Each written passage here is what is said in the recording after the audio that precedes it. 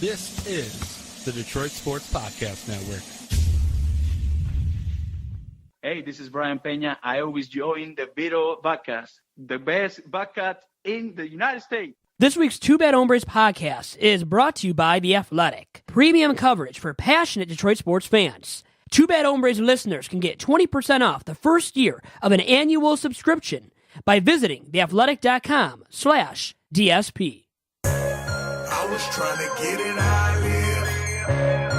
I want them dead presidents. I want to pull up, head spin, get it, get fly. I got 6 jobs, I don't get tired. I don't get tired. I don't get tired. Get it, get fly. I got 6 And we are still not tired. On this week's episode of Two Bad Hombres, I am your host, Vito Geronimo Churco, alongside my usual sidekick and broadcast partner in fun, that is the Doc from Doc and Jock, John Charles Macaroon. John, how are you doing? Vito, I'm very inspired by watching your Twitter page, by watching your involvement with the Sound Mind, Sound Body Football Academy. I'm definitely going to take advantage of each moment, of each day, of each week, of each month, of each year.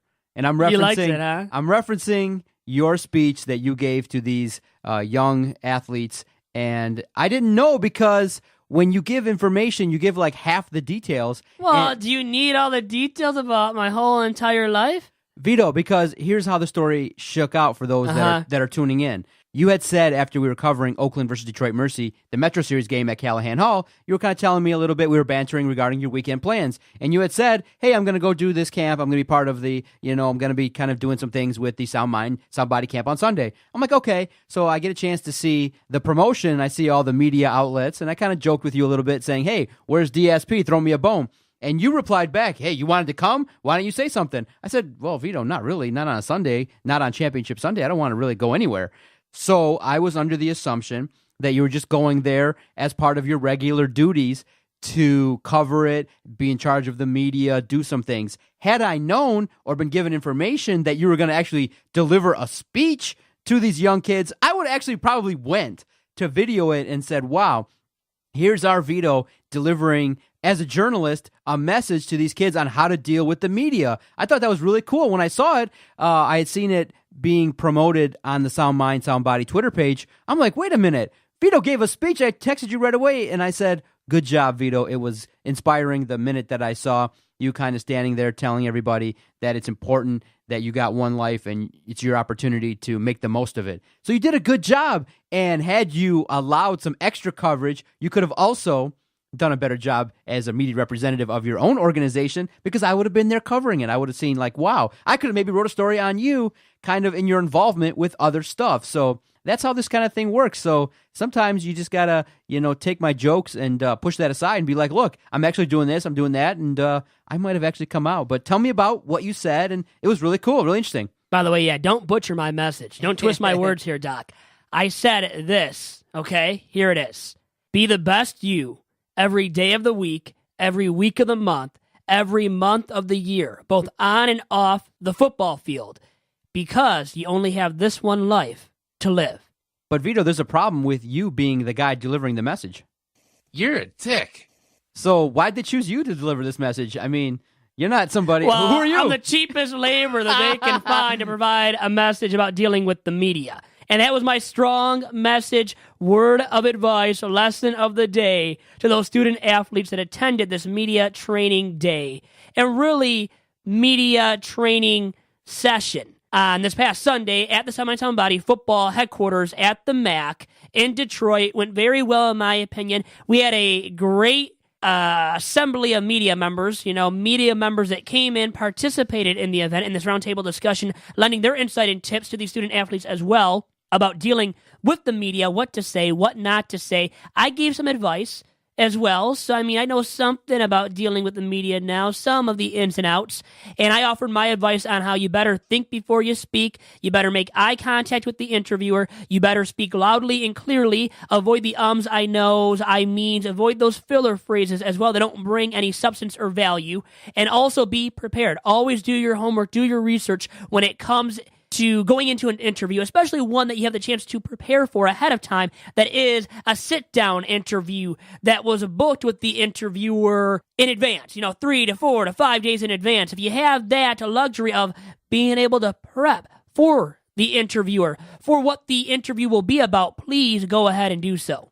And now as well, you know me, Vito. I'm always willing to help you out in terms of what you do, obviously promoting you. I've seen that I've doubled your Twitter following since you've joined the Yes, Detroit you Sports have. You have done a Podcast. very good job of doing that, and I really, really appreciate that too. And I'll extend my services right here, right now. In that, if you ever want my services, maybe going out there and actually applying these things to help these kids out, me actually going out there and interviewing these kids as a mock kind of scenario, role play a little bit in terms of what I might ask them in terms of their season. You can give me some notes or anything like that. Or if there's somebody that's really a shining star in the program and you want to work with the organization as well, you can feel free. Bring them in here anytime, and we don't have to air anything. We can just have them in here as part of a mock-up and just say, hey, this is kind of what it's like. This is what we do. Here's how we would banter it. We can just fake like we're recording it and have a little session here to help some kids out as well. So you know me, I'll offer services anytime because I'm proud of you. It was really cool to see. There was one kid, though, that kind of had his head on his hands and his face. It looked like some of them weren't really intrigued by my message and what I was saying. Right. I could tell that as well from the video when I looked at it after the fact. I thought, well, this message is so great. Everybody is just loving it, eating it up. Then I look at the video and I'm like, everybody wasn't really too in tune with the message and I think receptive of it completely. Now, it was earlier in the day. People and kids are going to tune you out, so I did take that into account as well, Doc. So besides yourself, I know a friend of the podcast, Blair Glover, was there. Rico Beard also spoke. Any significant message that you recall from anybody else that spoke at the Sound Mind Sound Body Academy? Very interesting stuff, and it was a good collection of those working in the media. It was very cool to see a couple of them show appreciation by tagging everybody there. That was really cool to see in this age of social media that they can get this message and actually respond right back to you and say, hey, thank you guys for actually taking the time out to come share this knowledge with us. Anybody else that you recall listening to, or were you doing other type stuff? Well, Isaiah Hull, by the way, was there as well, 24/7 Sports. He's been on this very podcast. And Jeff Corian has been on this podcast as well. He's from the D-Zone. He was there as well, lending his insight, his tips to the student athletes that were in attendance. So Angelique Shingelis of the Detroit News was there as well. I don't know if you knew about that. I know you would love hearing that Angelique was there. She hasn't been on this podcast yet. We'll have to get her on here at some point in time. And a lot of great media members, a lot of great tips, a lot of great advice was offered up, including from, as you already noted yourself, Doc, Rico Beard of the Spartan Beat on 92.1 FM, and then also of Rivals.com. He's a contributor to Rivals.com. Blair Glover, as well, of Detroit Sports Media, was along for the ride, offering her insight and a lot of valuable tips. And a lot of them dealt with also, when you build up these profiles of 24/7 Sports, the D-Zone, these recruiting services and sites, give the correct info. Don't lie to these media members, Doc, and dirty your name subsequently. And when you go down that path and you start off that way, in that fashion where you are lying to start off, well, it creates a bad reputation for yourself, a bad image, a bad name for your brand, and you don't want that. You don't want to start off that way. That's starting off on the wrong foot with media. Of course, and so you guys started with the basics. Yeah, don't lie. Don't Be lie. truthful. Don't make up the dimensions, the facts, the stats about yourself, about your height or weight. Like I said, actually, I gave a funny line. I told the student athletes there, I'm not going to say that I'm 5'2". Or 5'4", or something like that. I'm not going to go lie to these media members, when I'm talking to them maybe over the phone, and then they come and meet with me, and these coaches come and meet with me, the ones that are recruiting me, and they find out I'm 4'8". It's not going to look good for me and my reputation. Good stuff, Vito. I like the fact that you work with these kids. It's a nice program, and it's a good thing to help shape the younger youth in terms of helping them in terms of not only stuff on the field, but stuff off of the field. And maybe some people at Michigan State could also learn from some situations that you're involved in terms of keeping integrity and trying your absolute best. This whole situation with Dr. Larry Nassar, Michigan State, I mean, literally, you had Joel Ferguson, an MSU trustee, kind of coming out and saying some things that were really taken as insensitive regarding, Luana K. Simon does a bunch of other things besides focusing on Dr. Larry Nassar in terms of talking about earlier on Tuesday, he came out and made some really insensitive comments, kind of saying like, look, we like and we support Dr. Simon because of the fact that we've gotten big donations. She's done a lot of things to help the university. Hold up, rewind. You got to be very sensitive to the victims of what happened with Dr. Nassar. I'm aware that he pled guilty. He has to stand there and listen to all the victims address him and what he did. And so I just got a bad sense in terms of Michigan State that just trying to kind of brush this along when a lot of people are looking in depth at how this was able to evolve over the course of several years. When you have over 100 victims, it just kind of goes to show you as an institution that Michigan State probably didn't do enough. And unfortunately, my stance is quite simple, similar to everyone else's. Whether or not Dr. Simon knew or not, you're responsible for everything that goes on as the president of the university. And so unfortunately, if you're ignorant and you don't know what's going on, that's just as bad as if you were aware and covered it up. So unfortunately, my stance has been quite simple. This has to be studied. This has to be looked at. And we have to kind of continue the notion of evolving how an institution protects its workers, how its institutions run, and making sure that this never happens again. And so there has to be training. There has to be the proper chain of command. There has to be proper oversight. And the entire Michigan State University looks entirely bad in how they've handled the Dr. Nassar situation. It's heartbreaking to hear all these victims addressing the scenario. And the toughest factor for me is there might have been a dozen people who knew or more that just didn't take the necessary steps. And at the very moment, what we know is Dr. Simon at least knew that there was going to be a report or some investigation, and she didn't press the matter. If it came across my desk and I'm the president of the university, I'm greenlighting everything to go, hey, we got to address this right now. We got to deal with this. We got to figure out where the deficits were. We got to figure out how to solve this. It didn't seem like the university and administrators made this as big a priority as it should be, and that's a shame, because how does that happen? How have you taken this whole story in? We've talked about it all week on the network. Well, the administration was notified well ahead of time to make this a concern of theirs and priority number one, as it should have been for the president, Luana K. Simon, and the administration. This is bad. It is bad because they didn't take the initiative. They weren't proactive about this issue. They had found out a long time ago, had brushed it aside as a simple thing they had to deal with, and that could be resolved easily. Guess what? It couldn't be resolved easily. It needed action taken a long, long time ago when these instances were first brought up regarding Dr. Larry Nassar, who was the USA Gymnastics doctor for all these years, treated all these patients, all these gymnasts, and allowed all of this to happen on his watch, including doing what he did to these patients, to these young girls. Young girls, and their teens, as well as he dealt with teenagers. All young girls is what it goes back to, and he wronged them. He physically abused them.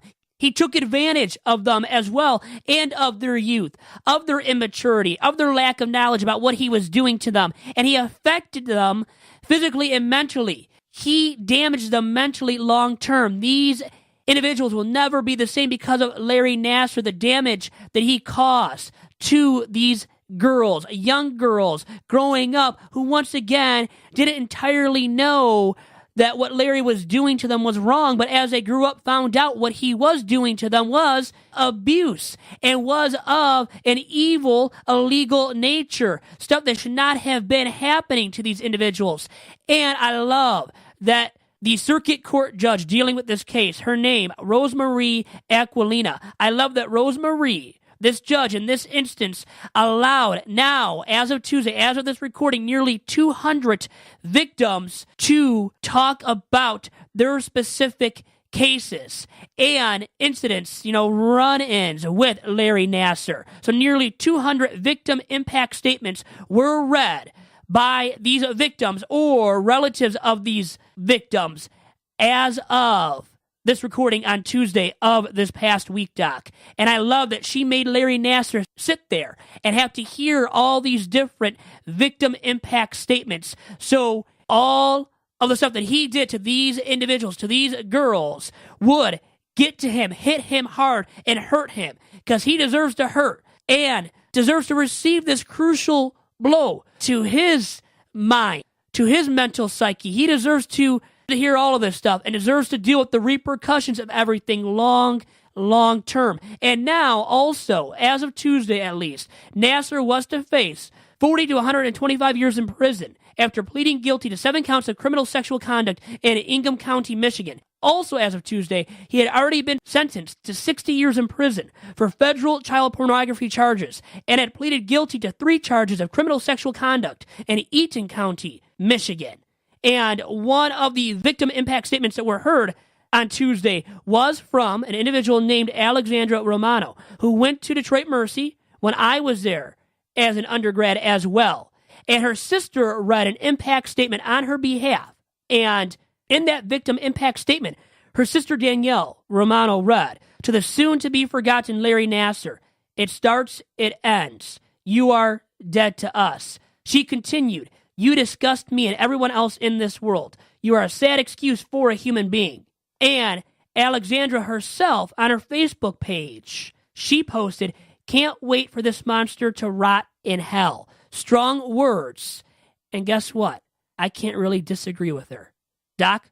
We'll leave it at that, Vito. Strongly said. No real good way to segue out of that, but in terms of what Michigan State needs to do, hopefully they do clean house. Hopefully they figure out that this needs to be treated like a major priority, above donations, above the athletic program, above different type things that are not as important as this subject. And I hope they do realize, with the amount of negativity that the press has given them, that the amount of insulting comments that have been made by, unfortunately, the likes of Tom Izzo and others in the Michigan State organization, it's not nice. You're losing the confidence of your supporters across the board. Nobody that's looked at this objectively has supported Michigan State, and it's unfortunate because the right thing to do really should always be the easy thing to do. And like I say in the practice, sometimes you just can't bottle up common sense. The common sense thing to do is do the right thing, and unfortunately, they have decided to take the stance of taking the advisement of lawyers and public relations people instead of being human. But that's just what they decided to do, and they have to live with the repercussions of those decisions. Now, switching gears, you had said that you had something very interesting regarding how the Eagles fans responded to winning the NFC. I had a good time watching the games. I watched it at the Tap and Barrel, newly opened in Shelby Township. Shout out to Matt Aubrey. It was a fun time. Watched a couple games, had a couple cocktails, and then spent the rest of the Sunday evening with the family. But how'd you take in the AFC and NFC title games, and what was your take on the reaction of Eagles fans? Because they went wild, they had a good time, but it wasn't as maybe aggressive as many had thought they would go winning the NFC. Well, I think people thought it would be closer. I didn't really think it would be as close. I know Vinny Stubbs loves the fact that the Eagles won. And I know that Marlo Alter of the Free Press also loves the fact that the Eagles won. He's from Philly himself. So he was loving life after that NFC Championship game till concluded. Eagles winning in blowout fashion. Like I said, I thought it would be a blowout, and then I knew the Eagles fans, man, they're faithful, would take off and celebrate in a way that maybe brought some negative attention to the city of Philadelphia, as it did, and you saw some funny stuff as well result from the celebrations that took place after the game. You saw a fan, did you see the video from Barstool Sports, the fan running in the subway, ran into a pole, knocked himself out as he was running and the subway was taking off? That was hilarious. And that video went viral via Barstool Sports and other entities. And that's like a lasting image of mine after the Eagles winning that NFC Championship game, punching their ticket to the Super Bowl, and trying to win their first ever Super Bowl title. Unbelievable stuff. Interesting season. It is cool that the Super Bowl is going to involve both number one seeds. The Eagles fans also have the added joy of not only defeating Minnesota, but then for a couple weeks they get to celebrate in Minnesota. Yeah. The game is taking place, the Super Bowl is taking place in Minnesota, so it's very awesome for the Eagles fans to actually celebrate, rejoice, and then actually go to the city where the Super Bowl is taking place to rub it in just a little bit more. Both teams, I do believe, will make it a competitive Super Bowl, but sitting here right now, 1 week outside of the game, it's hard to pick against and really make a solid case for the Eagles. You got Nick Foles versus Tom Brady. You got Doug Peterson versus Bill Belichick. I do believe the Patriots are getting Rob Gronkowski back for the game. Barring some significant injury to the Patriots, I do believe head to toe, top to bottom, that roster's better, coaching's better, quarterback's better. I think it's going to be a close game. Maybe if the Eagles can force some turnovers and really force Tom Brady into making some mistakes by pressuring him a lot and keeping the pressure on for 60 minutes, because Atlanta has a blueprint. They were able to do some things running the football. They were able to get ahead and had that epic 25-3 lead, I believe, last year, and they were not able to close the deal out. But in terms of what can happen this Super Bowl, I'm just hoping for competitiveness. Right now, sitting here this weekend, 1 week out, you got to go with the Patriots. How about the dog mask being worn by these Philly fans, too, because they've been the underdog. They're the underdog, the biggest betting line in Vegas for a Super Bowl since 2009, I believe it is, because of the Patriots' dominance, Tom Brady, Bill Belichick, the mystique, the modern-day dynasty attached to the Patriots' name, going for Lombardi Trophy number 6. And it would be so great for Brady and Belichick as a duo to win Lombardi Trophy number 6. And they're heavy favorites because of that, and the Eagles' underdog nature with Nick Foles being the quarterback for the injured Carson Wentz, who could have won the MVP if he would have played the full season. Now, Tom Brady is I believe the favorite right now to win the Most Valuable Player Award from the NFL's regular season. Todd Gurley, another candidate. But Brady probably will win it. The quarterback typically does when he has a great season, as Brady did at the age of 40, by the way. Very, very darn impressive. And having to come back from a 20-10 deficit in the fourth quarter against Jacksonville, the Jacksonville Jaguars. A great story there, built by the Patriots. And the Eagles have the greatest story, though. That underdog status, that will lead to, I believe, solid ratings, but maybe not as high of ratings as we've seen for the Super Bowls in the past. And that also goes back to how good the game will be. And I could see it being a blowout. I could see it being a snooze fest, honestly. And I was joking around with my brother and my dad earlier in the week that I could see it becoming a game where the Patriots win 41-12, 41-14, 41-21, an epic blowout in favor of the Patriots. And not a lot of great football. And the best thing for me to look forward to, I was joking with my brother and dad once I saw that the Eagles won. And even if the Vikings would have won facing the Patriots, I would have said it would be a blowout and would be boring. And I said, with all that being said, once again, that the biggest thing that I'm looking forward to now with the matchup that we have to watch in the Super Bowl is a halftime performance led by Justin Timberlake. My boy JT. That is the best thing to look forward to. Priority number one for me when it comes to the Super Bowl at this point. Where are you watching? What are your plans? Well, we talked about this before the show in our pre-show meeting that is really not a meeting, but, discussed via text. We were going to bring up this topic about where to watch the Super Bowl. A bar or at your house, a friend's house. Now, for me, I'll probably be in the warm confines of a friend's house. How about yourself, Doc? Yeah, see, that's the thing I'm debating in that Tap and Barrel Grill has an event, newly open bar in Shelby Township. Matt Aubrey's close friend. We've hung out there. We had a good time, enjoyed some shots, and threw some back. And it's a nice place. It's a very comfortable, cozy, nice place. They renovated the old Packer Grill, I believe, there in Shelby Township. And I'm debating whether or not to go out there and watch the Super Bowl because tickets are $25. He said that he gave me a couple comps. So I have an opportunity to go. Listen, pony up. If you want to go and pay the $25. Come on. How about your budget? Endless budget. You can afford that, Doc. Vito, he just came. Obviously, I'm there a lot. I promote him a lot on Twitter, as you can see on our Twitter page at Detroit Podcast. So he just said, "Hey, here's a couple tickets." He's not going to charge me. Come on, Well, there you go. You're already getting a few free comps, but you're trying to decide whether or not you're going to go somewhere else outside of your house and watch the Super Bowl. Is that your the debate? What you're because deciding right now? I've never watched the Super Bowl at a bar. Never. I haven't either, by the way. Now I'm younger than you. And Matt told me the last time I was there, he said, a lot of bars typically don't get a lot of business that day because most people want to have gatherings. They want to get their food right. You want to get comfortable. And so that's kind of what I'm thinking. I might do half and half. I might set up the home where I have some snacks for halftime, hang out with Matt a little bit for the first half, because in terms of football, barring a really outlandish start, I do believe at halftime it's going to be in the neighborhood of like 17-13 in that neighborhood, or maybe even it might even be a lower scoring game, like 10-7, 13-10 in that neighborhood early on, and I do believe it's going to be a second half game. So I'm thinking of splitting it up, but there's nothing like sitting at home, kicking your feet up, cooking your own food, having everything situated. But in my case, things are different this year in that I'm trying to cut weight. But judging by my video there that I posted earlier this week, oh my goodness, I got a long way to go. Don't doubt yourself in the progress that you've made. There we go. That's called progress. Yes. Maybe not a huge amount of progress, but keep building your way up, losing more weight. 9 pounds. That's all down. You can do. There you go. That's a start, man. It's a start. And so in the scenario of going out and things like that, you can just have one beer and keep it light. There's a halftime buffet, but I like hamburgers, hot dogs, doing it up, nachos. The standard typical Super Bowl food, but it's probably tough for me to decide to go out and actually enjoy, the Super Bowl outside of the home because my home's nice. I got a nice TV, nice comfort, nice home, nicer than mine. Comfy confines of the macaroon casa. Yeah. It's nice. What are you going to do? So I was going to ask you this now. I brought up how I believe it could become a blowout, a boring snooze fest-esque contest. if it becomes boring, where it's a blowout, will you turn off the game?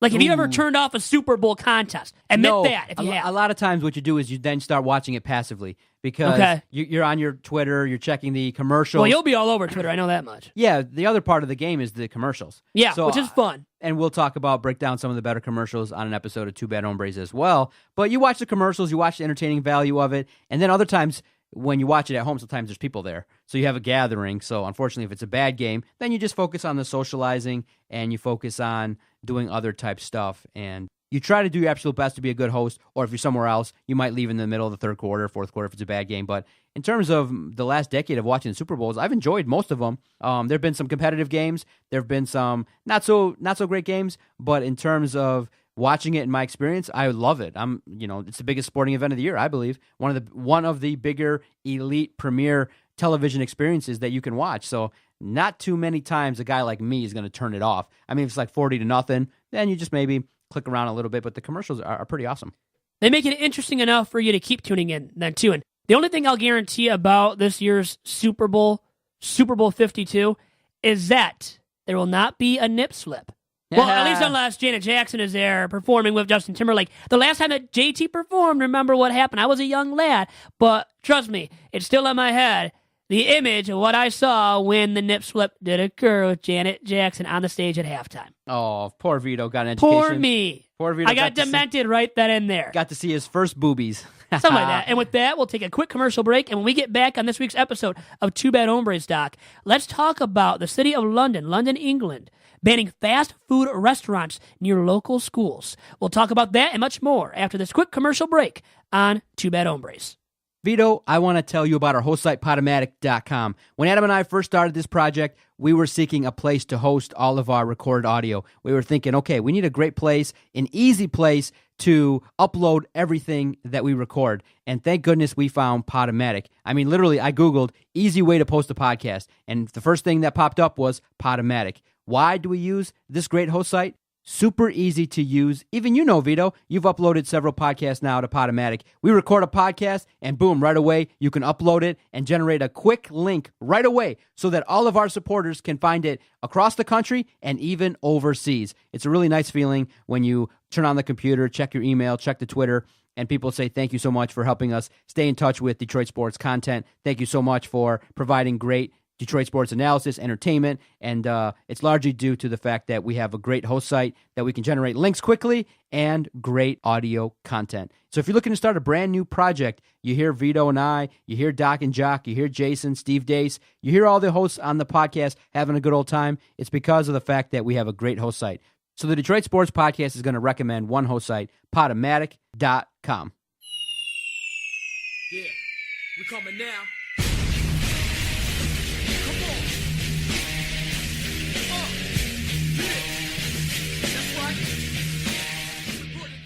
Back here on Two Bad Hombres, and Doc, I love how when you do that spot for Podomatic.com, you always make me sound like a dummy. That even a dummy like myself can figure out how to upload a podcast episode of Podomatic.com. I just love how you insinuate that, you infer in so many words that I'm a dummy. It's fine, though. Well, Vito, I don't know if you really mean it or intend for it to unfortunately, be heard like that, but the I take it that way. reputation of journalist precedes you, and judging from some that I kind of get in touch with, I just say that you never know. Even though you see my tendencies too and my ways, I am a dummy, and a dummy doesn't have. Well, you don't have to be the smartest dude in the room or in the world to figure out, too, that we have an obesity problem in this nation. And even in the world, in London, England, specifically, Doc, I came across this news story going across the wire when I was reading up on things before this week's episode of Two Bad Hombres, and read a story about how the city of London, England, Doc, has banned fast food restaurants near schools. London's mayor announced in late 2017 a new policy prohibiting fast food establishments from opening within 400 meters, which is just over 1,300 feet of city schools. And here's a note, too, some context for you. London has the highest rate of overweight children in England. So something that sounds like that had to happen, a good move from the city of London. And then it kind of segs into the problem that we have with obesity with children in America and in America as a whole with not only adolescents but also adults. And here's a stat for you that came out near the end of 2017, and it comes from the New England Journal of Medicine. A whopping 57%, Doc, of the nation's children and teens will be obese by age 35. The current trends continue, which I think a large, majority of the nation, of the people in this nation today, Doc, believe that trend will continue too. And that's a sad state of our nation and with obesity. Too much of it is out there at this point, Doc. Well, Vito, it's quite obvious what's going on. I mean, it's not that difficult to figure out that you can get a double cheeseburger from McDonald's for 99 cents. And if you go and try to order organic food or you try and eat healthy, I'm eating healthy and it's costing me a fortune. But unfortunately, it's a situation where when you have two kids, and my two daughters are amazing, Madeline and Olivia, I want to be around for them. I want to be somebody that's going to be around for a long time. And when you start looking at pictures and you start looking at things, you go, man, I got fat. And I told you off air, it was funny in that for me personally, I got good self-esteem. I didn't really care. I've been married now almost a decade. So in terms of my appearance, it didn't really bother me all that much. But then when my nephew and my daughter started calling me out, calling me pregnant, calling me fat. No, I didn't hear that they called you pregnant. I didn't tell you what was going on? Are you preggers? I mean, you can come on here and admit. Come clean here, no, Doc. My nephew, I got a video of him calling me fat. And he just, my God. He's now 7 years old. And kids don't have filters. He's not intentionally trying to hurt my feelings. But it hurts a little bit. It stings a little bit. Yeah, I don't want to be called fat by my little nephew. And, the kids joke around. They call me, they tell me I have a big belly and things like that. So it's a scenario in which I want to take care of myself. So since the start of the year, eating healthy, eating less. Since the first of the year, I've only eaten out once, and it was a salad and some roasted vegetables at the Brio when we had a gift card. So I'm eating healthy. I'm down 9 pounds, and I can understand the nature of why people in this country eat so much. It's cheaper. And when you go out to eat, it's so convenient. It's so easy. You don't got to do dishes. You don't got to prepare things. You don't got to spend another 40 minutes cleaning up after the mess. You go out to eat. They give you such super large portions that a lot of people end up taking it home. But in terms of what we eat, we are a gluttonous society. We eat too much. In essence, our body doesn't need all that grain, all that sugar, all that amount of calories we're taking in. And then when you eat that much, there's a real thing called food coma. It makes you lazy. And so for me, I'm working out 3 days a week, pumping up the cardio, not eating as much, and I'm hungry all the time. And thankfully, you haven't noticed, I'm grouchy a little bit more, but I'm doing it. I'm going to commit to, I still at this point, I can tell you now and tell everybody, the goal really is probably lose another 30 pounds. I got to get down to probably in the neighborhood of 150, 160 for my height and weight because I'm a smaller dude. I'm only like 5'5". So I got to be in that 150-pound range. So I got to get there. And I will. I do believe I will because I'm motivated. I want to be around for the kids. I want, when I get out and about, I don't want to be known as the fat bald guy that does the podcast. That's never fun. Right. And it sounds like that because of your improved ways, your changed dietary habits, your stomach is shrinking maybe, your body is adapting to it, and it is all a process. It comes with the territory. When you start eating healthier, you change up your diet and attempt to eat healthier, well, I think everything will change for you positively. And as the year progresses, you shed more lbs, and once again, your body and your stomach adapt to it, and then you'll see a difference. And your mentality, your ability to avoid eating stuff that is too much for you and your body, and is, it comes down to overeating. It can be labeled as that. And I think that's a key in society today, too, is the overeating and having to reduce it.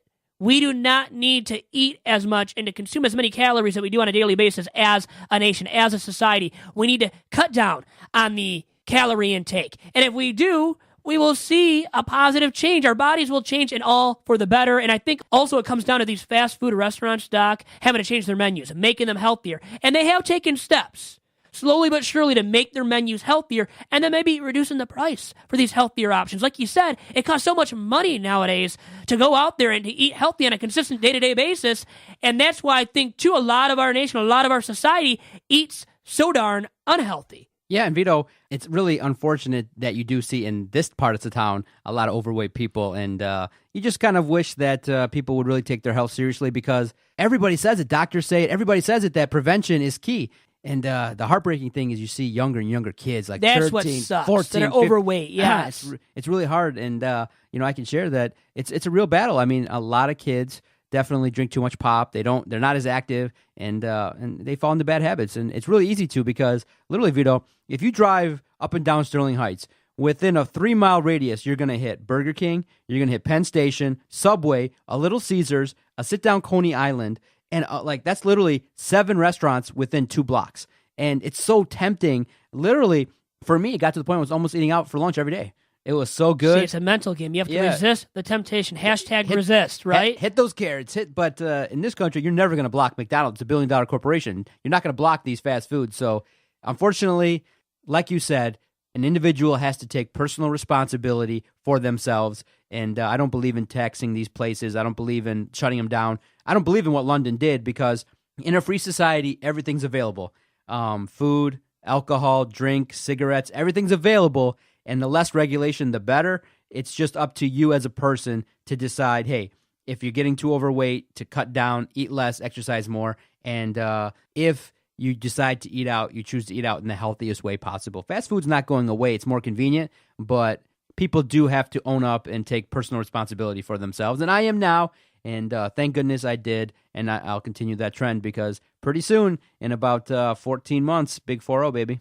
So it's a mental game. You got to get stronger mentally to resist the urge, and then to reduce the caloric intake. You got to reduce the amount of calories, that's the way of saying it, that you consume on a daily basis. And it starts with the mental game, though. It really does. And those fast food establishments will continue to be out there. It's just about resisting the temptation now. And Doc, you're doing a good job, a swell job so far. Just keep trucking along and staying positive mentally. And if you do, I believe that you will look like a different human being by the end of 2018. And I look forward to seeing you be more in shape. And like you said, you know what? It's about being a better you for your kids, right? Being around for your kids as they get older.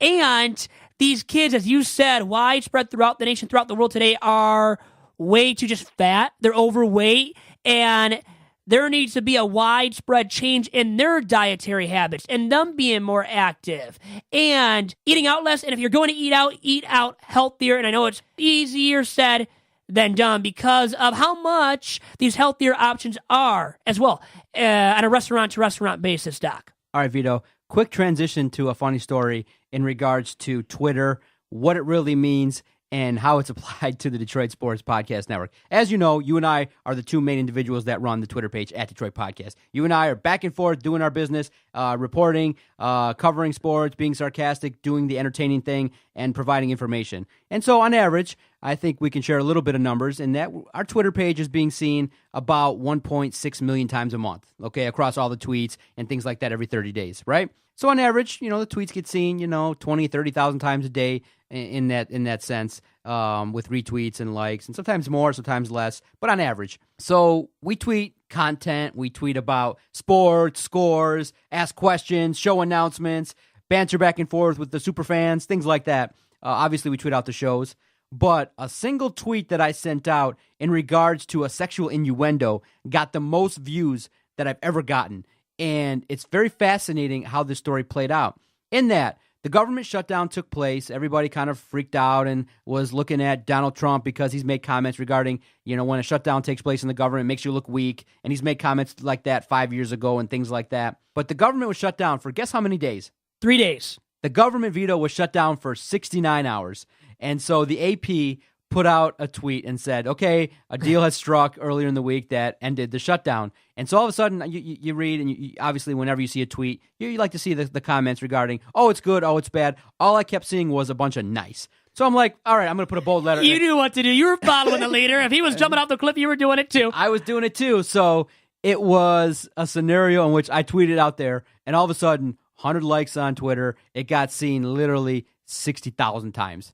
Double our average, and it's still growing in terms of people liking the comment. And so I didn't even know what it meant, but I guess starting with the Obama administration, whenever there's a reference to 69, that people put nice. And it's a funny story, and I was shocked in that all that hard work we do, everything that we do basically to get attention for the network, one single word, nice. Nice. All it took. You serious? But in today's climate of social media, people just gravitate to one thing. And then I think, honestly, it wasn't just about the government shutdown under Obama that people started tweeting nice in reference to 69.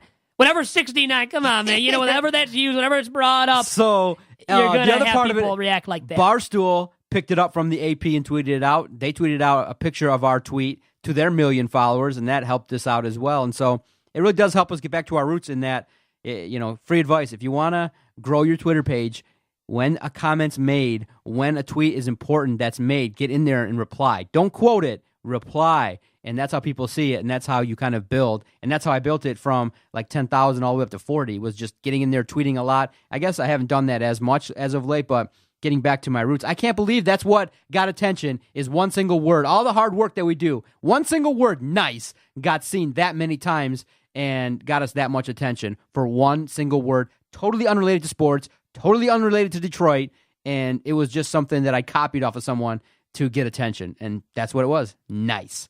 You attention-seeking whore. That's what you are, Doc. 97 likes as of Tuesday's recording. We know we will surpass 100 by, the day this drops on Saturday of this week. So impressive work on your part. A lot of hard work there. A lot of energy that you exerted to produce that tweet and to make ourselves go viral, courtesy of Barstool Sports. We have talked about numerous times and maybe have slammed. I never asked you. I have at least a little bit. You have access to the password. You have access to the Twitter. Only like a handful of people do because of the brand and, our work with sponsors, and you don't want to put anything out that's really inappropriate. But what do you think of the tweets that we put out? I mean, literally, if I look at it, I have put out, total the account has put out 65,900. I put out probably 64,000 of them, and you've done 1,000 of them. So what do you think of our Twitter page? Is it decent? Is it entertaining? If you weren't with us, would you find me repulsive or interesting, or how would you review at Detroit Podcast as a Twitter page? So by the way, we're almost at 69,000 tweets total. No, we're at... That might be almost. I'm saying, we're... No, we're getting closer, 69,000 tweets. Getting closer and closer. And whenever you see something said about 69 used in the tweet, you reply to it with nice, and people gravitate towards you, and I bet we've garnered followers, all those likes for that given tweet. But I would say in response to your question, now to answer it fully, I would say simply that the podcast network as a whole on Twitter, at Detroit Podcast on Twitter, is an interesting follow. Because you engage the followers, you make yourself entertaining, and there's humor. I mean, it's not just it's straight facts, straight news and notes, because that would get old. And other people are breaking news. We're not a breaking news outlet. We're never going to be considered that or confused for that. But we are entertaining to the masses. I think we really are, and we just got to keep attempting to be entertaining and humorous. And I think we've gone a long way in becoming that, and I think it's attainable that we become even more humorous and entertaining as time goes on here in 2018 and beyond, Doc. You like the GIFs, you like the sarcasm, the entertaining value of the tweets and the announcements and things like that. I do find it kind of funny. Sometimes a little bit harsh, but hey, like I told a guest that visited, it's, sports. And sometimes in sports, there's a little bit of irrationality going on. Sometimes you're a little bit hard to the paint. You got to call for some people. You got to call for some people's jobs that aren't doing their jobs, and you got to do the job. And that's how people ask me all the time, how did you grow it to that big? And I used to always be like humble and say, you got to subtweet, you got to be in there, you got to be in the mix. But to be honest, not being humble, it's just an amped up version of me. Literally, in the end, I'm a sports fanatic. And being on Twitter all day long, 24/7, 365 days a year. It's not that much, Vito. It was from 2013 to 2015. In the effort to grow it, I was. Every single game, every single outlet, every single scenario, I was in the mix debating everything. Wildly, irrationally. But people say, unfortunately, how did you build it?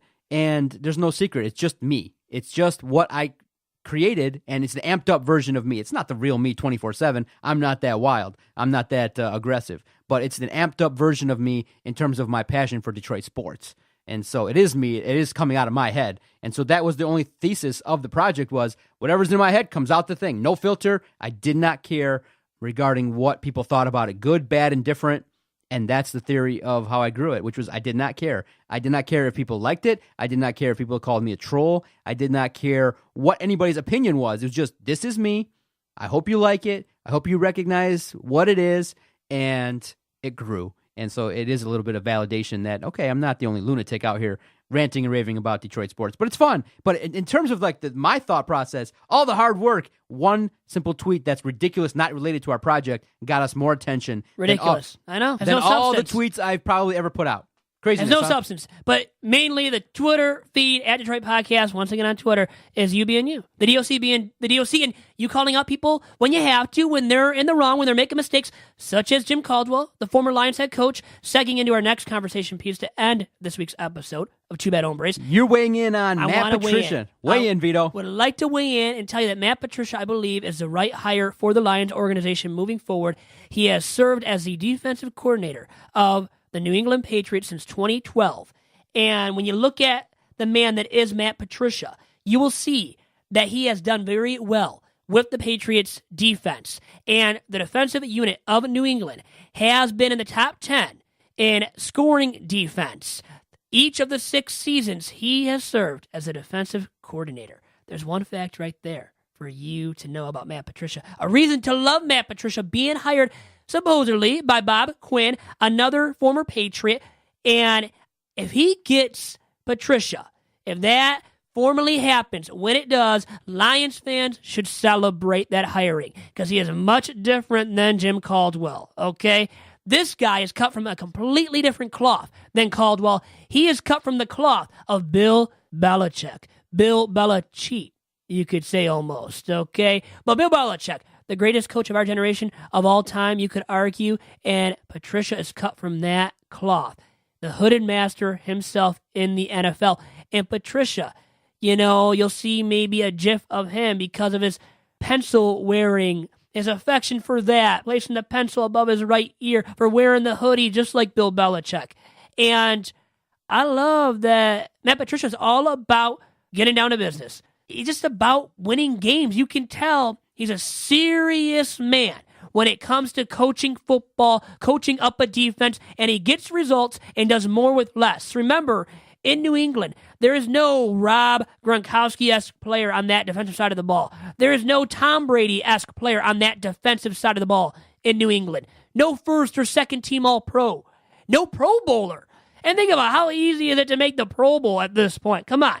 It's a watered-down version of an all-star game, not even a true all-star game at this point. So when you see nobody from the defensive side of the ball in New England selected to the Pro Bowl, selected to either the first or second team, and on offense in New England, you have that in Tom Brady at quarterback, Rob Gronkowski, Gronk at tight end. Well, right then and there that Patricia does more with less. And for me, he's more of the hot shot, the respectable and attractive commodity than Josh McDaniels. Running the offense in New England. McDaniels, he's got Tom Brady running the show under center at QB, even aged 40. He's a coach out there, does it all. What do you have to really coach up Tom Brady about? There's nothing to coach up him about. Where Matt Patricia, with the defensive unit of New England, he does more with less because he has to really coach up that defense and has had to since 2012 and has done a very solid job in doing so. Okay, Vito, I don't want to shoot down your excitement. I know the entire city's excited. But at the same time, to take a critical look at the hire, many people are also saying, look, similar to what Boomer Esiason said on his national radio show, a lot of people that have come from the Bill Belichick tree have not been Bill Belichick. And there is something to be said regarding the greatest NFL head coach of all time. That's Bill Belichick. There is something to be said for Matt Patricia is not Bill Belichick. Matt Patricia is a defensive guru. He's a rocket scientist. He's very smart. But at the same time, there is something a little extra that you have to have as a head coach to get over the hump. The Detroit Lions organization has a history of failure, and for the organization to take that next step, there has to be some intangibles as well, outside of the X's and O's, outside of just Matt Patricia's personality that he's got to bring to the table. He's got to work in tandem with Bob Quinn to properly pick the right talent at the right time. You got to run a tight ship. He's not the defensive coordinator in Detroit. He's in charge of the entire football operation on the field. And so the task at hand for Matt Patricia is overwhelming. I'm excited. Many people do believe he's the number one candidate this offseason to go out and get. He would have been hired by 5 other teams. So he's not a deadbeat. He's not a loser. He's not a retread, most importantly, too. He's not a retread, but he does not have yet the game experience that you need probably to get over that hump. So right now I'm skeptical. I'm cautiously optimistic. I'm excited that it's not Jim Caldwell. I do believe that having a great working relationship with Bob Quinn is going to help tremendously. But Bob Quinn's job, I think, is more important than Matt Patricia's. He's got to build this football team correctly. And when you've allocated that much money to a quarterback, Deadspin and others are looking at it that most teams either have a great quarterback or a great team. And now, since the era of Aaron Rodgers and other quarterbacks making a boatload of money, there's not that many great teams out there. And just look at the Packers. They've only got one ring with Aaron Rodgers, and he's been getting paid. But a ring. They got a ring, and that's due to his sheer talent. Can Matthew Stafford achieve that? Can Matt Patricia build that defense? Can he come in and build a system? Can he come in and change the losing culture that's here, the inconsistent nature that is the Detroit Lions? Can you repeat what the New England Patriots way is? Many are trying it. It's hard to execute because they got two pieces in place over there in New England that we don't have. They got Tom Brady, we don't have. You can call him an outlier, they still have him. The 40-year-old version of Tom Brady is still better than Matthew Stafford. Bill Belichick, best head coach in the entire universe, maybe of all time. You don't have that. So you're going to have to come in here, establish your identity, and do the job. Should you be skeptical a little bit? Yes. I would say taper your excitement just a little bit, but look at that schedule, 2018. Probably looking starting 8-8 without looking at free agents and the draft and stuff like that. Don't get your hopes up. It's the Lions. You're young. Don't get your hopes up. It's the Detroit Lions, and for this marriage to work, it's going to take more than a rocket scientist, I believe. Is he right now the best candidate to try and do it? I think so. Can he have success? I'm hoping. I'm hoping so. But I was telling Adam, my biggest fear is we get the next step, which is we get the next coach to get us into the postseason, to tease us, get us to championship games, get us to close to the Super Bowl, maybe even get us to the Super Bowl, but not over the hump. Many people are thinking the next step for the Lions is a Super Bowl. That's not the next step.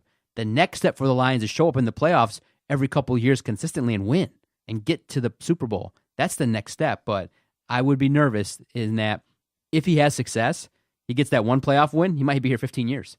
Now, in that diatribe that you just went on, I want to go back to one of your earlier comments in which you kind of inferred. Were you inferring, Doc? Let me ask you, out in the open here. Were you inferring that I'm young and stupid? I'm saying that you're young and impressionable. You, from the video we just shot there, you seem very excited and very happy that Matt Patricia's here. So am I. Trust me, I'm excited. But also, what makes us special is that we're not blowing complete smoke up Matt Patricia's ass. We also recognize that we're not drawing hearts all over the man on social media. We know that this job, there's a force out there, the Lions organization, that's super tough to overcome. And there has to be some level of skepticism you have to have. Vito, the Lions have one playoff win in your lifetime, and it happened before you were born, right? Correct. So that is very telling, isn't it? It's very telling. I don't want to rain on your parade, but I just want to add that level of, hey, be cautious, don't be so excited, because the Lions sometimes, and a lot of times, set you up for failure. Now, really quick, you said the Lions schedule, they might go 8-8 with their schedule going into this upcoming season.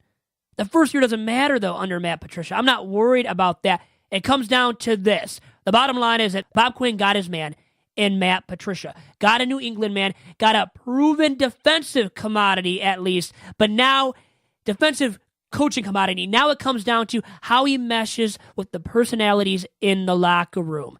Can he control the Lions' locker room? Is he that leader of an entire team, not just the defensive unit, but of an entire NFL franchise? If he garners that respect, I believe he can lead this team in the right direction. And how about this fact, too, to bring up really quick here as we end this week's episode of Two Bad Hombres. He's got a bachelor's degree in aeronautical engineering. What the hell is that? Woo-woo. I have no idea whatsoever. Rocket He's a science, brilliant baby. man, but like you said, it's about Rocket meshing with science. personalities. How does he deal with all these egos? Can he get these players to check their egos at the door and get everybody to gel together, come together as one, and to play for each other? If he does all of that, well, Go Lions! He checks off all the boxes. He really does, and would be a supremely perfect hire in Motown.